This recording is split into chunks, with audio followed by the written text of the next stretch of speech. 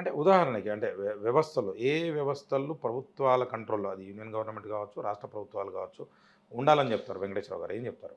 అతి మినిమమ్ అండి. హ్మ్. బేసికల్లీ మన ఫెడరల్ స్ట్రక్చర్ గురించి యెస్. డిస్కషన్ వచ్చినప్పుడు కూడా అదే యాహ్! ఉండింది. హ్మ్. Central government currency, yes. Defence హుహు. అండ్ కమ్యూనికేషన్ ఈ మూడే ఉంచుకోండాయా మిగిలినయన్నీ స్టేట్స్‌కి ఇచ్చేయండి అని చెప్పి హ్మ్. అప్పట్లో స్టేట్స్ కూడా ఆర్గ్యూ చేసినాయి. రైట్.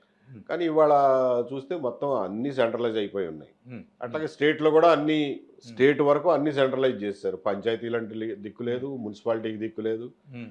హ్మ్. ప్రతిదీ సెంట్రలైజ్డే. హ్మ్. హ్మ్. హ్మ్. సో, ఈ సెంట్రలైజింగ్ టెండెన్సీ న్యాచురల్‌గా వస్తది. రైట్. దాన్ని యాక్టివ్‌గా రెసిస్ట్ చేస్తే తప్ప ఆగదది. హ్మ్. హ్మ్. ఎవడైనా ఎక్కువ పవర్ కావాలనుకుంటారు గానీ, ఉన్న పవర్‌ని కిందోళ్ళకి పంచుకుంటారని ఎందుకనుకుంటారు? అంటే వెంకటేశ్వరరావు గారి ఆలోచన ఏంది? కంప్లీట్ డీసెంట్రలైజేషన్ ఇప్పుడు లేదంటారా? అది అస్సలు చేయాలంటారా కంప్లీట్ మీరనేది? గాదు. అస్సలే లేదు డీసెంట్రలైజేషన్. హ్మ్. నౌ కంప్లీట్‌లీ సెంట్రలైజ్డ్ హ్మ్. పాలిటిక్స్ మనవి. అధికారాలన్నీ ముఖ్యమంత్రి, ప్రధానమంత్రి చేతిలో ఉన్నాయంటారా? ఏం అంతే. చెప్తున్నారు? ఇంకెవరి దగ్గరున్నాయి? హ్మ్. హ్మ్. అంటే మన రాజ్యాంగం గూడా అట్లనే ఉందంటారా? రాజ్యాంగంలోని లోపాలను వీళ్ళు రాజ్యాంగం అట్లా లేదు. హ్మ్. రాజ్యాంగం అట్లా లేదు. Over a period of time దాన్నలా తయారు చేసి తీసుకొచ్చారు. హ్మ్. ఎవరు తయారు చేశారంటారు? Over a period of time జరిగిందండి. ఒక్కళ్ళని చెప్పలేము. హ్మ్. ఎందుకంటే నెహ్రూ గారి టైం నుంచి నెహ్రూ గారు ఉన్నప్పుడు కొంతవరకు యాహ్! డీసెంట్రలైజ్డ్ పవర్ ఉండేది. హ్మ్. స్టేట్స్‌ని ఆయన కూడా కొన్ని స్టేట్ గవర్నమెంట్స్‌ని డిస్మిస్ చేసేవాడు. అయన్నీ చేసేవాడు కానీ రైట్. హ్మ్. కొంతవరకు డెమోక్రటిక్ యాహ్! స్పిరిట్ ఉండేది. తర్వాత ఇందిరాగాంధీ గారు వచ్చిన తర్వాత మెల్లగా స్టార్ట్ అయింది ఆ సెంట్రలైజింగ్ టెండెన్సీ. హ్మ్. వ్యక్తి ఆధారిత రాజకీయాలు, హ్మ్. వ్యక్తి పూజ ఆధారిత రాజకీయాలని అప్పటి నుంచి స్టార్ట్ అయినాయి. హ్మ్. అంటే అది ఇక కంటిన్యూ అయిపోయింది. తర్వాత హ్మ్. రైట్. అంటే ఇప్పుడు మీరంటే లోకల్ గవర్నమెంట్స్ అంటే మనకు 3 వ్యవస్థలున్నాయనేదైతే కామన్ మ్యాన్‌గా నాకు హ్మ్. తెలుసు.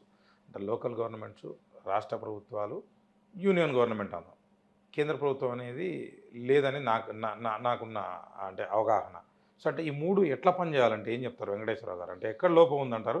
ఈ ఐదంచెల వ్యవస్థ సరింగా లేదంటారా అనేది నేనంటున్నాను. ఏం అసల చెప్తారు? ఈ ఐదంతల వ్యవస్థ ఏదో 73, 74 కాన్స్టిట్యూషనల్ అమెండ్మెంట్స్ చేసి రైట్. హ్మ్. పంచాయతీరాజ్ వ్యవస్థలకి ఏదో అధికారాలు ఇస్తున్నామని అన్నారు గానీ, హ్మ్. అసలు నిజంగా అధికారాలు ఇచ్చింది ఎక్కడా లేదు.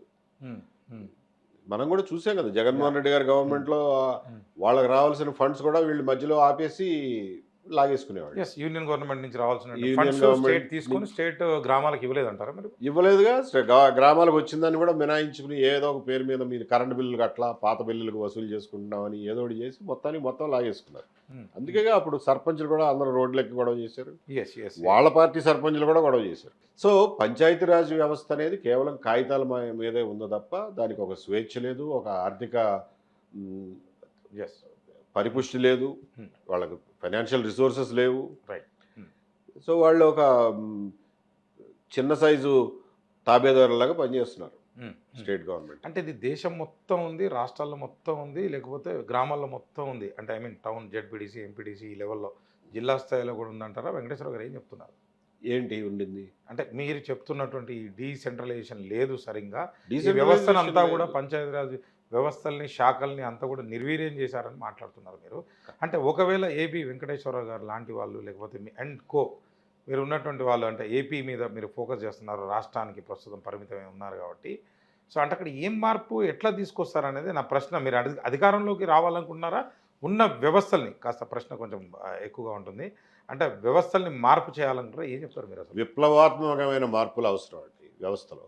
హ్మ్. చిన్న చిన్న మార్పులతో మారేది కాదిది. హ్మ్. ఏదో 19 బీస్ కా ఫరక్ అంటారు చూడండి. యాహ్! ఆ 19 బీస్‌తో అయ్యేది కాదు. హ్మ్. చాలా విప్లవాత్మకమైనటువంటి మార్పులు రావాలి. విప్లవాత్మకమైన ఆలోచనలు కూడా రావాలి మనకి. హ్మ్. మనల్ని మనం పరిపాలించుకోవడం అంటే ఏంటి? అసలు ప్రజాస్వామ్యం అంటే ఏంటి? మనం ఏం చేస్తున్నాం? హ్మ్. మనం ఏ రకంగా ఒక, ఒక సైకిల్‌లో పడిపోయి ఇరుక్కుపోయాం. ఒక చట్రంలో పడి రైట్. ఇరుక్కుపోయాం అనేది మనకు అవగాహన రావాలి. ముందు మన పరిస్థితి ఏంటో మనకు అర్థమైతే హ్మ్. అందులోంచి బయటపడటం ఎట్లా అనేది తెలుస్తది. హ్మ్. సో, అవన్నీ వివరించి చెప్తాం ప్రజలకి.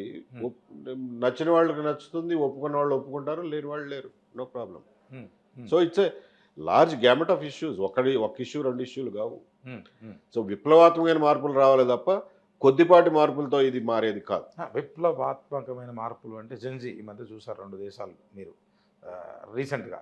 సో, అంటే బంగ్లాదేశ్ కావచ్చు, లేకపోతే మన పక్కనున్న నేపాల్ కావచ్చు, ఇతరతర దేశాలు కావచ్చు. అంటే అలాంటి విప్లవాన్ని ఏబీ వెంకటేశ్వరరావు గారు కోరుకుంటున్నారా అని నేను అడుగుతున్నాను. ఎందుకంటే మీరు ఒక ఇంటలెక్చువల్ ఫోరాన్ని కూడా నడుపుతున్నారు. యువతకి మీరు ఏం సందేశం ఇస్తున్నారు? అన్ఫార్చునేట్లీ మీకు ఈ జెన్జీ విప్లవాలు జరిగినటువంటి దేశాల్లో ఎక్కడా కూడా విప్లవం జరిగింది, గొడవ అయింది, ప్రెసిడెన్షియల్ ప్యాలెస్ తగలబెట్టారు, 2-3 రోజులు అయిపోయింది. ఆ తర్వాత వచ్చిన మార్పులు ఏవి పెద్ద పెద్ద ఆశాజనకంగా లేవు. That is the misfortune. అక్కడెక్కడ ఆశాజనకమైన రిజల్ట్స్ రాలా. శ్రీలంకలో కానివ్వండి, నేపాల్లో కానివ్వండి. శ్రీలంకలో అంత గొడవ చేశారా? ఆ తర్వాత శ్రీలంక పరిస్థితుల్లో ఏం మార్పు రాలా, ఏం ఇంప్రూవ్మెంట్ కాలా. ఒకళ్ళు పోయి ఇంకొకళ్ళని పెట్టుకున్నారు అంతే. In fact some people say it has become worse. అలాగే నేపాల్లో కూడా అంతకుముందు వ్యవస్థకి ఇప్పటికి ఇంకా వర్స్ట్ అయింది తప్ప ఏం ఇంప్రూవ్ కాలేదు అంటున్నారు. అంటే జెన్జీతో ఏం జరగదంటారు, ఏం చెప్తున్నారు సార్ మీరు? సో జెన్జీలో ఆవేశం, ఉన్న పరిస్థితుల పట్ల తీవ్రమైన అసంతృప్తి ఉండడానికి వాళ్ళకి సఫిషియెంట్ రీజన్స్ ఉన్నాయి. కానీ దీనికి ఒక సైద్ధాంతిక ప్రాతిపదిక కానీ నెక్స్ట్ మీరు ఏం చేయబోతున్నారు, ఏ రకంగా మార్పు కోరుతున్నారు అనే విషయం మీద క్లారిటీ లేకపోతే కేవలం ప్రెసిడెన్షియల్ ప్యాలెస్ తగలబెట్టినందు మాత్రాన ఏమి కాదు. It can get worse. ఉన్న పరిస్థితి కంటే ఇంకా దిగజారొచ్చు కూడా. అందుకని ఆ విషయంలో జాగ్రత్త పడమని అంటున్నా.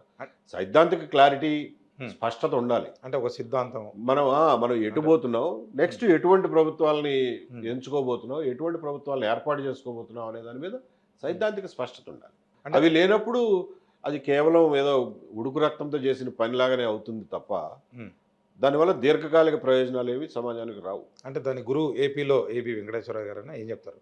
నేను జెన్జీ రెవల్యూషన్ జరిగిన నాడు జరగాలంటున్నారా, జరగద్దు అంటున్నారా? నా ప్రశ్న అదే. దాని గురువు మీరేనా అంటున్నాను. జెన్జీలో ఆలోచన విప్లవం ముందు రావాలి. అదే దాని గురువు మీరేనా అంటున్నా ఇప్పుడు నేను. మేము కూడా గురువులుగా ఉండడానికి ట్రై చేస్తాం. మా పాఠాలు విన్నవాళ్ళు వింటారు, అర్థమైన వాళ్ళకి అర్థమవుతుంది, వినని వాళ్ళు వినరు. అర్థం కాకపోతే మీరు రాజ్యాన్ని ఏం మార్చలేరు కదా. మార్చే ప్రయత్నం చేస్తున్నాము, పాలన సరిగా లేదు. టీడీపీ గవర్నమెంట్ బాగుందంటారా ఇప్పుడున్న పరిస్థితుల్లో? ఇప్పుడు ఆంధ్రప్రదేశ్లో, మన ఆంధ్రప్రదేశ్లో బాగుందంటారా? ఏం చెప్తారు చెప్పండి అసలు సూటిగా. సరే, చంద్రబాబు పాలన అండి, జనరల్గా అర్థం కావడానికి మాట్లాడదాం మనం. ఆంధ్రప్రదేశ్ ప్రభుత్వాన్ని మాట్లాడాలా యాక్చువల్గా? సరే, చంద్రబాబు ప్రభుత్వం ఏదైతే ఉందో బాగుందంటారా? ఏం చెప్తారు మీరు? ఈ కూటమి ప్రభుత్వం ఇంకా పోనీ అది కూడా అడుగుదాం. ఈ ప్రభుత్వం మీద కూడా చాలా తప్పులు జరుగుతున్నాయనే కదా మేము ఎత్తి చూపుతున్నాము. ప్రభుత్వం మీద జరుగుతున్నాయి, ప్రభుత్వంలో జరుగుతున్నాయి, కొంచెం తేడా ఉంది. ప్రభుత్వంలో జరుగుతున్నాయనే కదా మేము ఎత్తి చూపుతున్నాం అంటున్నా. సో ఆ తప్పుల్ని ముందు సరి చేసుకోవాలి, ఆ తప్పులు మళ్ళీ జరగకుండా చూసుకోవాలి. సో ఆ తప్పులు జరిగే అవకాశం ఇస్తున్నటువంటి వ్యవస్థలనే మార్చుకోవాల్సిన అవసరం ఉంది.